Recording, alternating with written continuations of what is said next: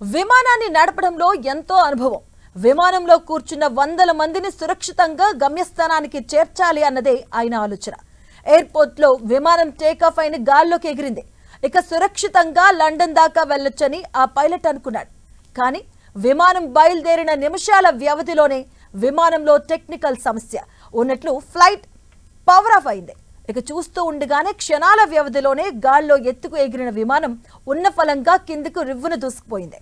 దీంతో ఆ పైలట్ కళ్ళ ముందు ఏదో ఊహించని పెను ప్రమాదం ముంచుకొస్తుంది. ఇక వెంటనే అలర్ట్ అయిన ఆ సీనియర్ పైలట్ మేడే మేడే అంటూ గట్టిగా అరిచాడు. No power no thrust going down అంటూ మరింత బిగ్గరగా అరిచాడు. అలా అరుస్తూ ఉండగానే విమానం ఓ బిల్డింగ్ ను తాకి నేల మీద కుప్పకూలింది.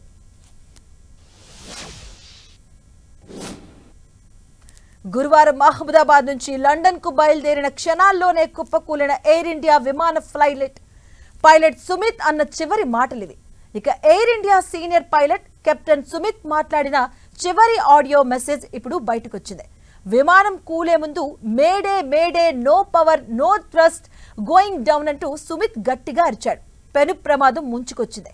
ఇక ఫ్లైట్ లో విద్యుత్ లేదు, ఎగరడం లేదు, కిందికి పడిపోతున్నామంటూ సుమిత్ నోటి వెంట వచ్చిన చిట్ట చివరి మాటలివి. ఇక 5 సెకండ్ల నిడివిడి ఉన్న ఈ ఆడియో మెసేజ్ బయటకు రావడంతో దర్యాప్తును స్పీడప్ చేశారు డీజీసీఏ అధికారులు. ఇదిలా ఉంటే మరోవైపు విమాన ప్రమాదం ఎలా జరిగింది అనే దానిపై బ్లాక్ బాక్స్ ను డీకోడ్ చేస్తున్నారు డీజీసీఏ అధికారులు. సీనియర్ కెప్టెన్ పైలట్ సుమిత్ అన్న చివరి మాటల ద్వారా విమానంలో సాంకేతిక సమస్య తలెత్తింది అనేది అర్థమవుతుంది.